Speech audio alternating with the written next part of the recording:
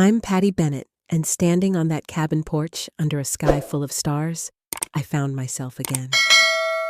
Betrayal tried to dim my light, Linda's lies, Robert's theft, $1 million gone. But I rose stronger because I chose me. At 62, I learned it's never too late to reclaim your worth to build a life that sings your song. My foundation, my family, my new beginning, they're proof that pain doesn't get the last word. You have that power too. What's your story?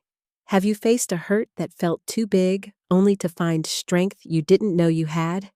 Share it with us in the comments below. Your voice matters, and every story you tell weaves us closer like threads in a quilt. Let's lift each other up, remind each other we're not alone. Hit that subscribe button, join this community, and let's keep shining no matter what.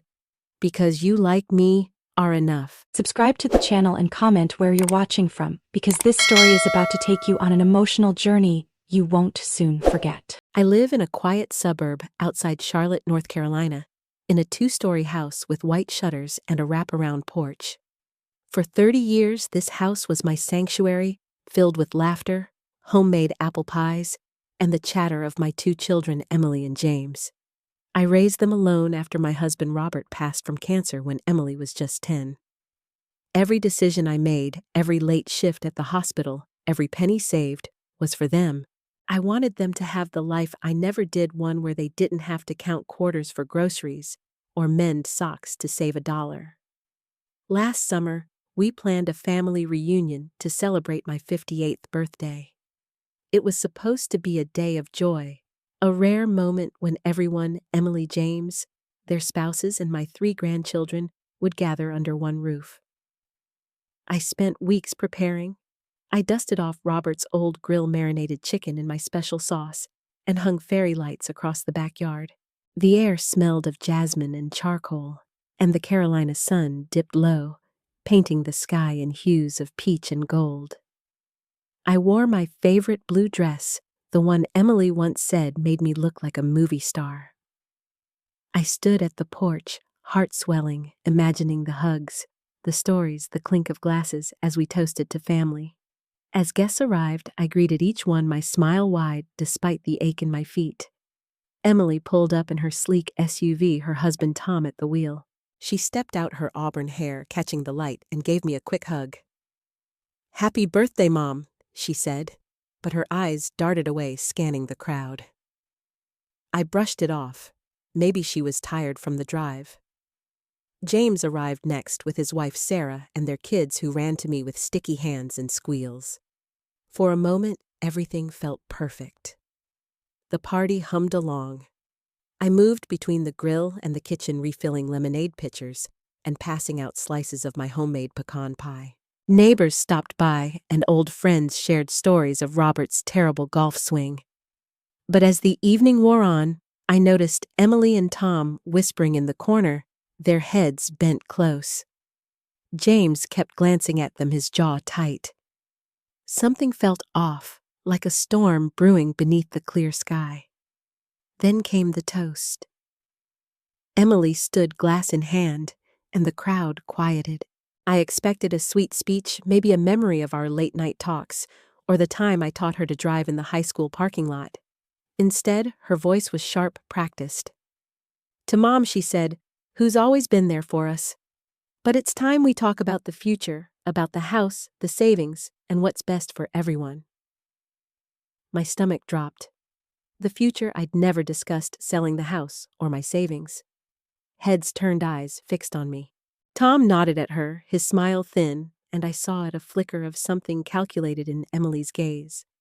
Before I could speak, she continued. Mom's getting older, and this big house is too much for her. We found a lovely assisted living place nearby. And the inheritance? Well, it's only fair we manage it now for the family.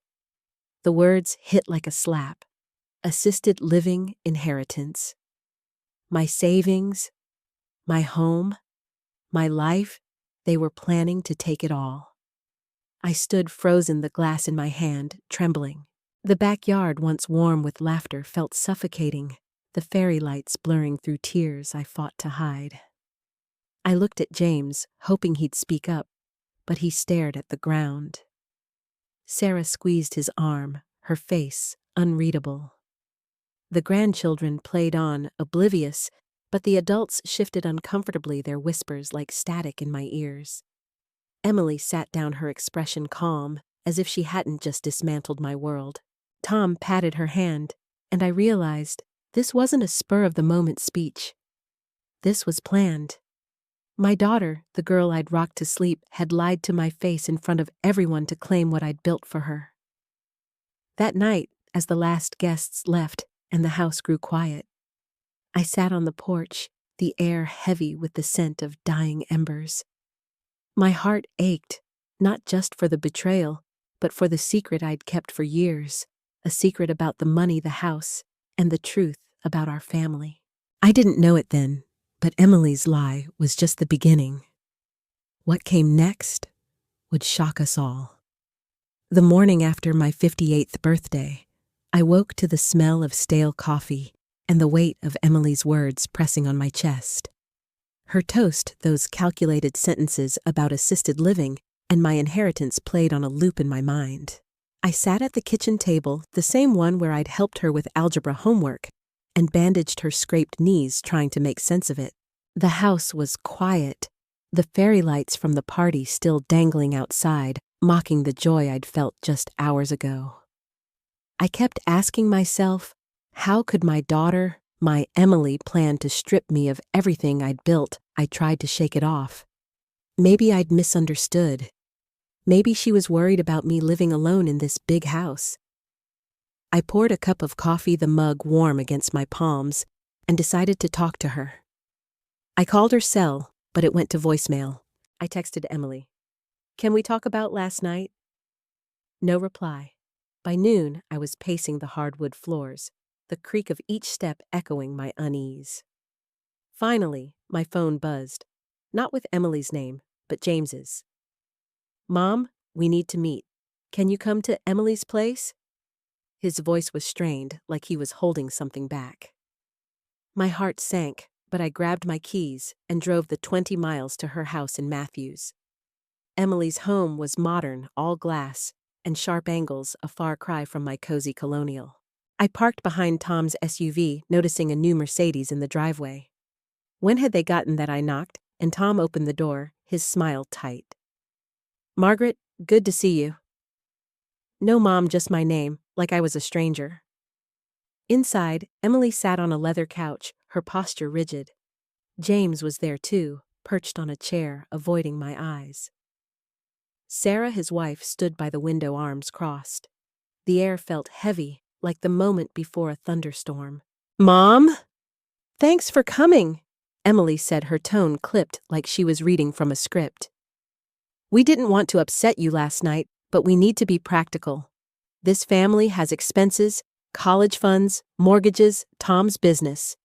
Your savings, the house. It's a lot for you to manage alone." Her words were smooth, but they cut deep. I'd never told her the exact amount of my savings, yet she spoke as if she knew every dollar. I glanced at James, hoping for support, but he stared at his hands, his knuckles white.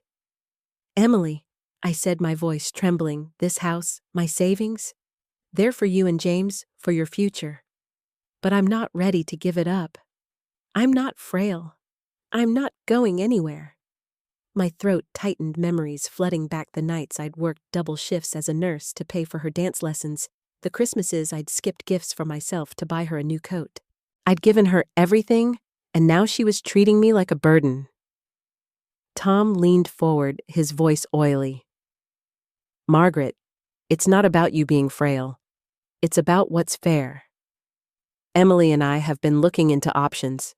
There's a great facility, Sunny Acres, just 10 miles away. You'd have your own room, activities care. And the inheritance, well, we'd invest it wisely for the grandkids." Sunny Acres. I'd driven past it, a sterile building with manicured lawns and locked gates. My stomach churned. They weren't just after my money. They wanted me out of sight. I turned to James. "Do you agree with this?" My voice broke. He shifted his eyes, flicking to Emily before meeting mine. Mom, I just want what's best, he mumbled. Sarah coughed, and I caught a glance between her and Emily, sharp knowing. Something was wrong deeper than this meeting. My hands shook as I gripped my purse, the leather worn from years of use. I need time to think, I said, standing. Emily's face hardened, but she nodded. Don't take too long, Mom. Driving home, tears blurred the road. The betrayal wasn't just Emily's words. It was the planning, the secrecy, the way they'd sat there united against me. I felt invisible, like the woman who'd raised them had vanished. That night, I couldn't sleep. I wandered the house, touching the photos on the mantel, Emily's graduation, James's wedding, Robert's smile frozen in time. My grief turned to anger, then to something sharper resolve. I wasn't ready to be erased. The next day, I started digging. I checked my bank statements, expecting the usual: my pension, my savings, the investments Robert and I had built. But something caught my eye, a withdrawal of $5,000 dated 2 months ago to an account I didn't recognize. I called the bank, my heart pounding. The teller's voice was calm, but firm. Mrs. Thompson, that transfer was authorized by a power of attorney document signed by you. Power of attorney? I'd never signed such a thing. My hands went cold. Someone had forged my name, and I had a sickening feeling I knew who. I rummaged through my desk, pulling out old files, bills, anything that might explain it. Tucked in a folder labeled taxes, I found a letter from a lawyer's office addressed to Emily. It mentioned estate planning and asset transfer. My breath caught. This wasn't a spontaneous idea from the party. It was a calculated move, months in the making. I sank to the floor, the letter crumpling in my hand. Emily hadn't just lied about my future. She'd been plotting to take my past, my present, everything I'd worked for. But there was something she didn't know, something I'd kept hidden even from my children. Robert and I had a secret, a safeguard we'd built long ago. It wasn't just the $3 million in savings. It was something bigger, something that could change everything. As I sat there, the anger in my chest burned brighter. Emily thought she could outsmart me, but she was about to learn who I really was. The days after finding that forged power of attorney letter felt like walking through fog. My home, once a haven, now seemed to whisper betrayal in every creak of the floorboards. I couldn't stop picturing Emily's face at that meeting, her cool, practiced tone as she suggested locking me away in Sunny Acres. The $5,000 withdrawal gnawed at me, a small theft compared to the $3 million she was after, but proof of her deceit. Yet despite the anger burning in my chest, a part of me clung to hope. Maybe I could fix this. Maybe I could remind her who I was, not just her mother, but the woman who'd fought for her every day. I tried reaching out again. I baked her favorite lemon bars, the ones she'd begged for as a kid, and drove to her house. The Mercedes was gone, but Tom's SUV sat in the driveway, its chrome gleaming under the Carolina sun. I knocked, clutching the tin, my heart thudding. Emily answered, her hair pulled back, her expression unreadable. "Mom, what are you doing here?" she asked, not opening the door wider. I held up the tin, forcing a smile. "I thought we could talk, just us. I made these for you." She hesitated, then took the tin, her fingers brushing mine. For a moment, I saw the old Emily, my little girl who'd cling to me during thunderstorms. But then she said, "I'm busy, Mom. We'll talk soon," and closed the door. I stood there, the rejection stinging sharper than any words. Back home, I threw myself into routine, hoping normalcy would dull the pain. I tended my garden, the roses Robert planted still blooming despite neglect. I paid the property taxes, wrote checks for the grandkids' school fees, and even sent James a birthday card with $50 tucked inside. I told myself I was keeping the family together, that Emily would come around. But each unanswered call, Each ignored text chipped away at that hope. At night, I'd lie awake, the ceiling fans hum, a reminder of how empty the house felt. I wasn't just fighting for my money. I was fighting for my place in their lives. Then, a small light broke through. One afternoon, while sorting mail, I found a note from Clara, my old friend from nursing school. She'd moved to Asheville years ago, but was in Charlotte for a conference. Lunch, she wrote in her familiar scrawl. I met her at a diner off I-85, its vinyl booths and coffee-stained counters, a comforting throwback. Clara, now 60, had the same warm eyes and no-nonsense laugh. Over burgers and fries, I poured out everything Emily's toast, the meeting, the forged document. Her face darkened, but she didn't interrupt. When I finished, she leaned forward, her voice steady. "Margaret, you're not a doormat. You raised those kids alone, kept this family afloat. Don't let them make you feel small." Her words hit hard like a splash of cold water. For the first time, I saw myself through her eyes, not a victim, but a survivor. Clara suggested I see a lawyer, someone discreet. She recommended Daniel Harper, a former colleague's son who specialized in estate law. I hesitated. Lawyers meant confrontation, and I wasn't ready to declare war on my daughter. But Clara's words echoed, "Don't let them make you feel small." The next day, I called Daniel. His office was in downtown Charlotte, a sleek space with glass walls and city views. Daniel, in his early 40s, had a calm demeanor and sharp eyes. I showed him the letter, the bank statement, and the lawyer's note I'd found. He listened, jotting notes, then said, "Mrs. Thompson, this power of attorney is suspicious. We can challenge it, but we need more evidence. Do you have access to your financial records?" Any other documents Emily might have influenced his question unlocked something. I hadn't told anyone, not even Clara, about the secret Robert and I had kept. Before he died, we'd invested in a small commercial property, a strip mall in Concord, bought with his life insurance and my savings. It was our safeguard, a legacy for the kids, but we'd kept it off the books, managed through a trust only I controlled. The income, $30,000 a month, went into a separate account, untouched, growing quietly. I'd planned to reveal it when I retired, a gift to secure Emily and James's futures.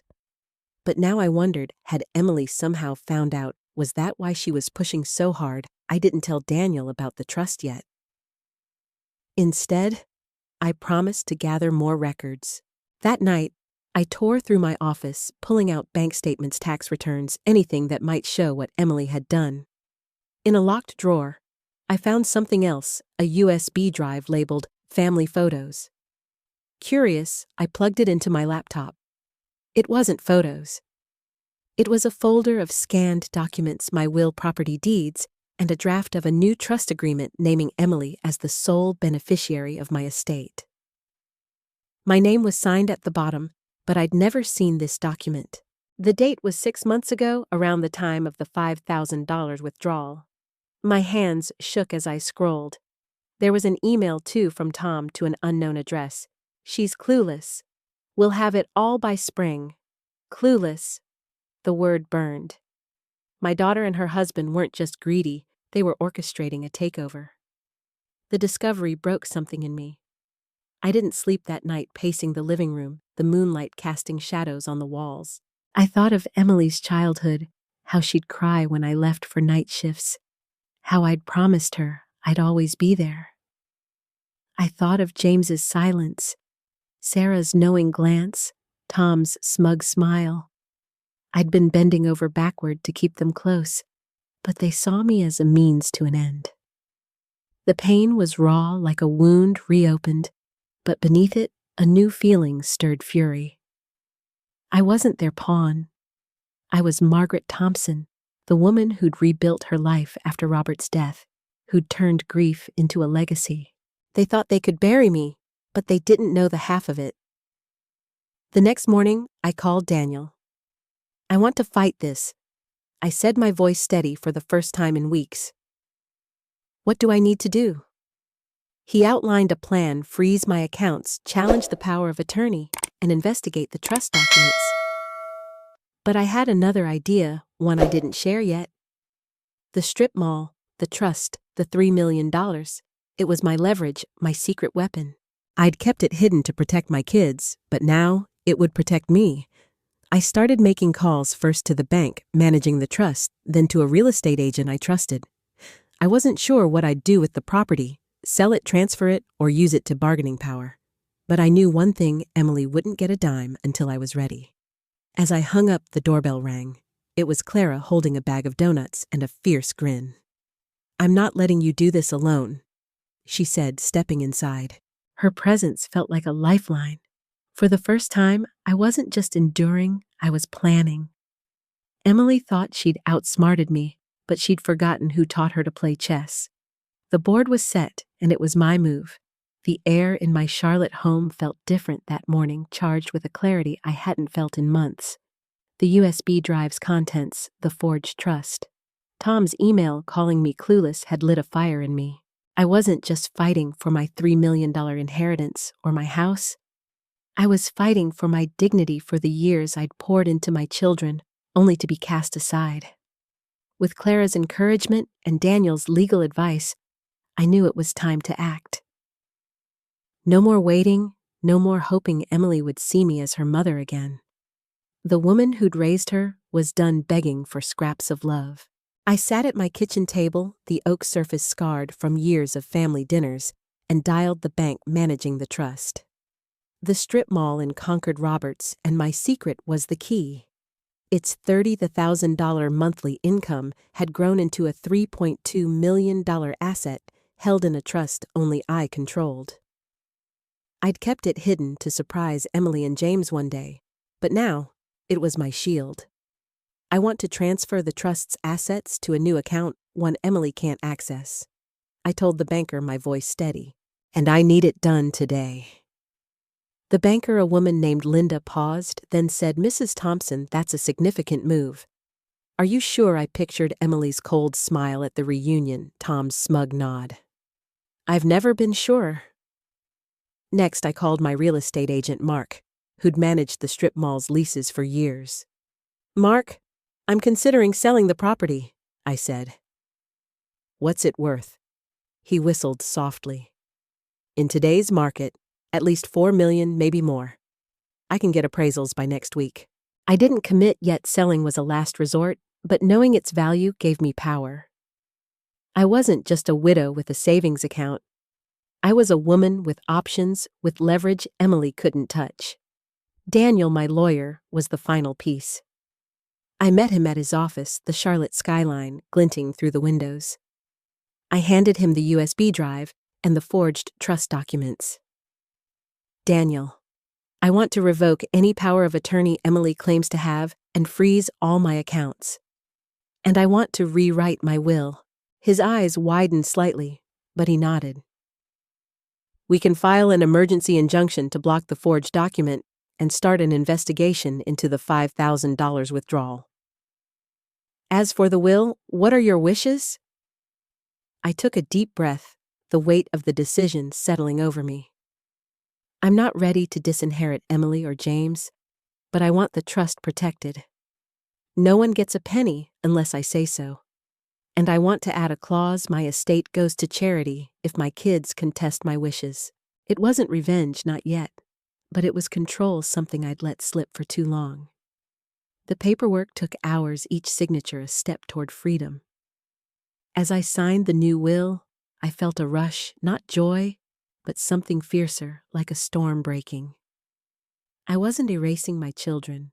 I was drawing a line. They'd underestimated me, but I was done being their silent benefactor.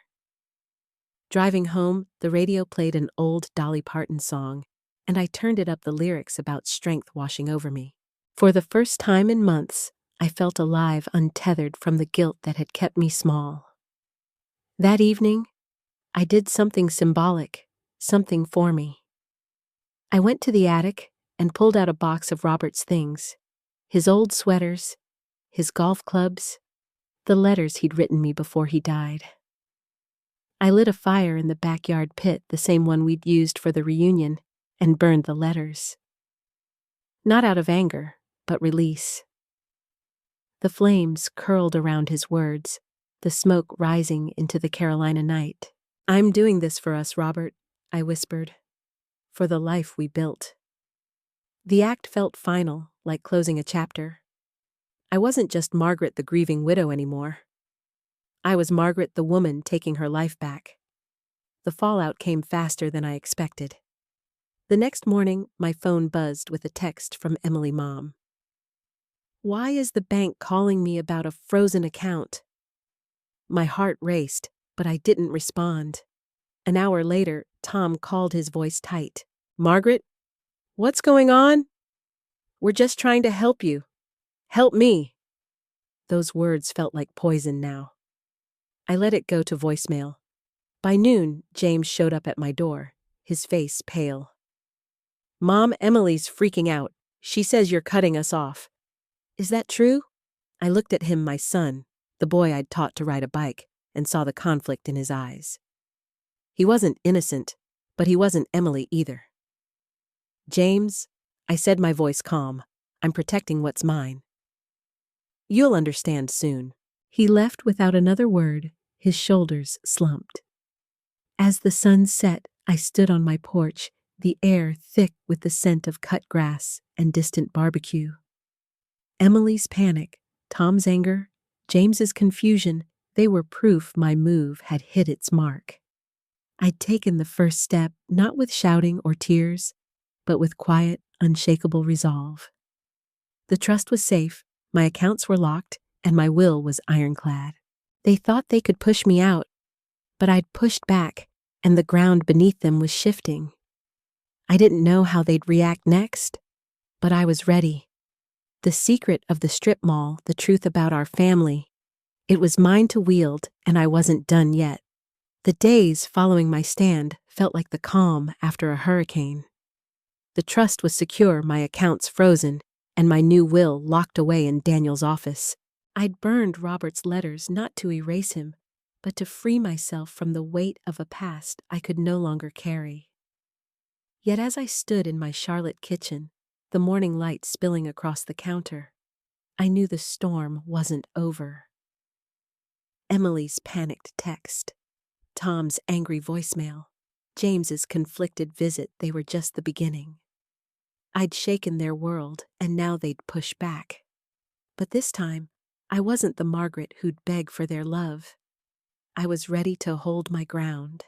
Emily's next move came swiftly. 2 days after James's visit, a letter arrived from a lawyer, not Daniel, but someone named Richard Ellison, with an office in Raleigh. The letter was formal, its words cold. Emily and Tom were contesting the recent changes to my financial arrangements, claiming I was under duress and not of sound mind. My hands trembled as I read it, not from fear, but from fury. Sound mind? I'd spent 30 years balancing budgets, raising kids, and building a legacy while they slept soundly. Now they were painting me as a frail old woman to get their hands on my money. I called Daniel immediately. "They're grasping," he said, his voice calm.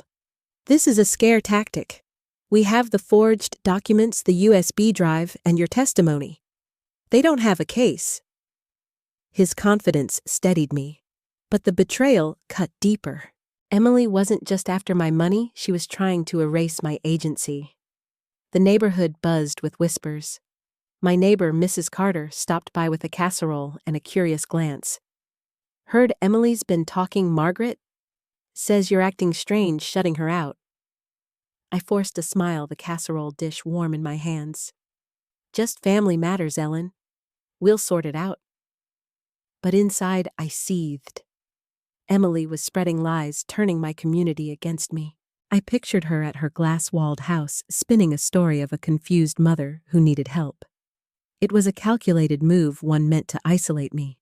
But isolation only works if you let it, and I wasn't alone anymore. Clara became my rock.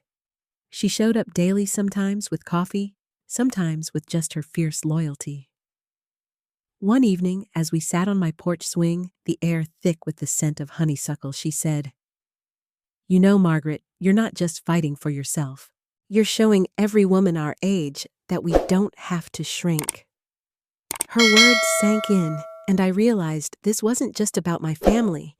It was about proving I still had a voice. Clara suggested I share my story not publicly yet, but with someone who could amplify it. She introduced me to Lisa, a local journalist who ran a blog about women's resilience.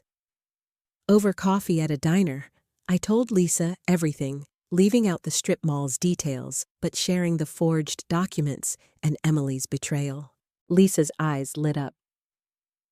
"This is bigger than you, Margaret. Can I write about it anonymously?" I nodded, a spark of hope igniting. My story could be a shield, not just a wound. Meanwhile, Emily and Tom doubled down. They showed up unannounced one Sunday, their SUV screeching into my driveway. I was in the garden pruning roses, the thorns pricking my gloves. Emily marched toward me, Tom trailing behind, his face flushed. "Mom, this has to stop," she snapped. "You're tearing this family apart. Freezing the accounts, changing the will, what's wrong with you?" Her voice was loud, meant to shame me in front of the neighbors peeking through their blinds. I stood wiping dirt from my hands and met her gaze. "What's wrong with me?"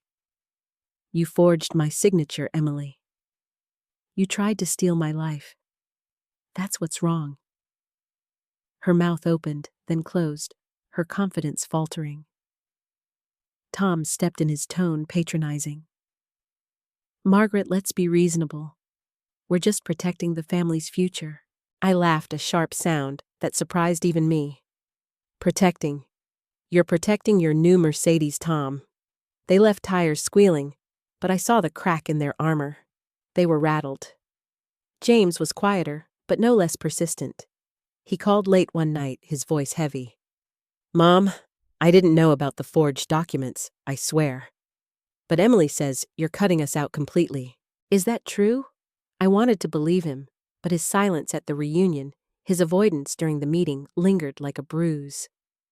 "James," I said, "I'm protecting what's mine. If you want my trust, show me you deserve it." He hung up, and I sat in the dark, the phone cold in my hand.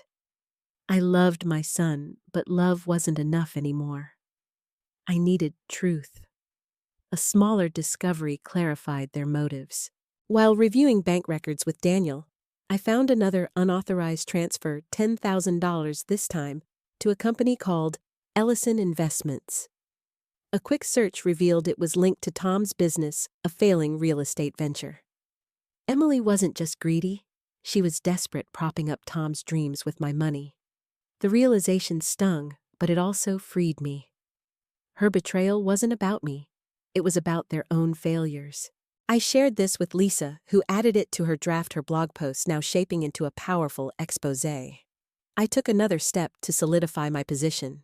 With Mark's help, I got the strip mall appraised at $4.5 million. I didn't sell, but I used the valuation to secure a line of credit, giving me liquid funds without touching the trust. I also started a small project, a community garden on a vacant lot I owned near the mall. It was modest, just raised beds and benches, but it felt like a declaration I was building something new, something mine. Clara and Lisa joined me, along with a few neighbors, their hands in the dirt beside mine. For the first time in months, I laughed, the sound carrying across the lot. I was no longer just surviving, I was creating. The final moment came unexpectedly. Emily sent a text, her tone softer. "Mom, can we talk? I'm sorry if I hurt you." I stared at the screen, my heart torn. Part of me wanted to run to her to forgive and forget. But I remembered the forged trust, the lawyer's letter, the lies. This wasn't remorse, it was another tactic.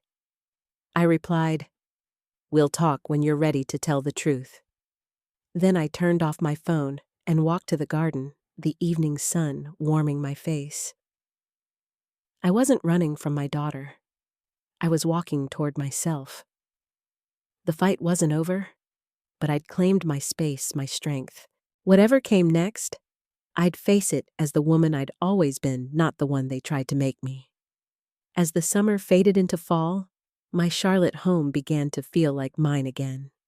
The community garden I'd started near the strip mall bloomed with zinnias and tomatoes, its wooden benches filled with neighbors sharing stories over iced tea. The fight with Emily and Tom wasn't over. Daniel was still untangling their legal claims, but I'd found something stronger than anger myself. I'd spent months believing my worth lay in my children's love, but now I saw it in the dirt under my nails, the laughter of new friends, the quiet strength I'd carried all along. I wasn't just surviving Emily's betrayal. I was thriving beyond it. Lisa's blog post went live in September titled, "A Mother's Fight for Her Legacy." She kept my name anonymous, but the story forged documents a daughter's greed, a widow's resilience struck a chord. Comments poured in, women from Raleigh to Seattle, sharing their own tales of betrayal and comeback. One wrote, "You reminded me I'm not invisible at 55. Another said, "I left my toxic family last year, and your story gives me hope." Reading them, I felt a warmth I hadn't known I needed. My pain wasn't just mine. It was a bridge to others, a way to say, "You're not alone." Clara printed the comments and taped them to my fridge, a daily reminder that my voice mattered. I took another bold step. With the strip mall's $4.5 million valuation and the trust's steady income, I set up a small foundation named after Robert to fund community projects like the garden. It wasn't about flaunting wealth. Emily still didn't know the full extent of the trust, but about building something lasting. At the garden's opening, I stood in front of a small crowd, the autumn air crisp with the scent of pine. "This is for all of us," I said, my voice steady, "for the places we create when the ones we love let us down." The applause was soft but genuine, and Clara squeezed my hand, her eyes shining. I'd turned my secret into a gift, not for my children, but for strangers who saw me as I was. James reached out again, this time in person. He showed up one October morning, his pickup truck idling in my driveway. I was raking leaves, the crunch underfoot, a rhythm to my thoughts. He looked tired, his shoulders hunched. "Mom, I messed up," he said, his voice low. "I didn't stop Emily because I was scared of her, of Tom, of losing my family. But I see you now. I'm sorry." His words were raw, and for the first time I believed him. I didn't forgive him fully. Trust takes time, but I hugged him, the familiar scent of his flannel grounding me. "Show me, James," I said. Not with words, but with actions. He nodded, and when he left, I felt a door crack open, not wide, but enough to let light in. Emily was different. Her texts stopped after I refused her talk. Daniel told me she and Tom had backed off the lawsuit, likely because their forged documents wouldn't hold up. I heard through Mrs. Carter that Tom's business was crumbling, the $10,000 they'd stolen from me, a drop in the bucket of their debts. Part of me ached for Emily. She was still my daughter, but I couldn't save her from herself. I'd spent decades trying, and now I chose me. I kept the trust locked tight, my will unchanged. If she wanted reconciliation, she'd have to face the truth, not just offer empty apologies. By November, my life looked different. I hosted a potluck at the garden, the tables laden with casseroles and pumpkin pies. Clara brought her famous cornbread, and Lisa documented it for her blog, her camera clicking as kids ran through the rows of marigolds. I looked around, my heart full. These people weren't my blood, but they were my family, built from shared laughter and mutual respect. I'd lost the illusion of the family I thought I had, but I'd gained something real. As the year closed, I stood in my backyard one evening, the same spot where Emily's toast had shattered me. The fairy lights were gone, but the stars above were bright pinpricks of hope in the Carolina sky. I thought of Robert, of the strip mall we'd bought as a dream for our kids. I'd protected it not out of greed, but because it was ours, his legacy, my strength. I didn't need Emily's love to know my worth. I didn't need James's approval to stand tall. I was enough, and that was the greatest gift I'd given myself. This wasn't the end I'd imagined for my family, but it was the beginning I'd chosen for me. I'd walk through betrayal, through lies, and come out stronger. My garden, my foundation, my story, they were proof that it's never too late to rewrite your life. As I turned to go inside, the breeze carried the scent of wood smoke, a reminder of the fire I'd lit to let go. I smiled not because the pain was gone, but because I'd found peace despite it. Standing in my Charlotte garden, surrounded by blooming marigolds and the hum of new friendships, I've learned something profound. Our worth isn't tied to those who betray us, but to the strength we find within. My journey through Emily's lies and the fight for my $3 million legacy taught me that no one can dim your light unless you let them. At 58, I'm not just Margaret Thompson, I'm a woman who chose herself, and that choice has built a life richer than any inheritance. Now, I want to hear from you. Have you ever faced a betrayal that made you question your value? How did you rise above it to reclaim your story? Drop your thoughts in the comments below. Your voice matters, and it might just inspire someone else to stand tall. Every story shared is a step toward healing, a reminder that we're never alone. Let's build this community together, one truth at a time. Because no matter your age, it's never too late to write the next chapter of your life. Keep shining. Subscribe to the channel and comment where you're watching from, because this story is about to take you on an emotional journey you won't soon forget.